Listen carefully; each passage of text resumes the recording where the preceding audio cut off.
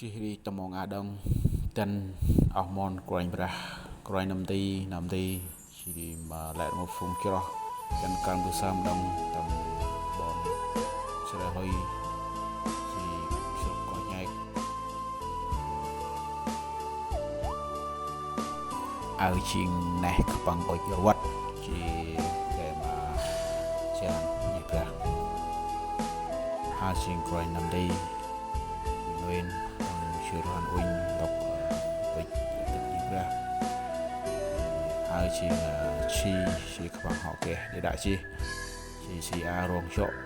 mà ôm thì tầng năm hai nguyên đi để si an rập cái mà thực trang nhịp ra tầm đọc này đâu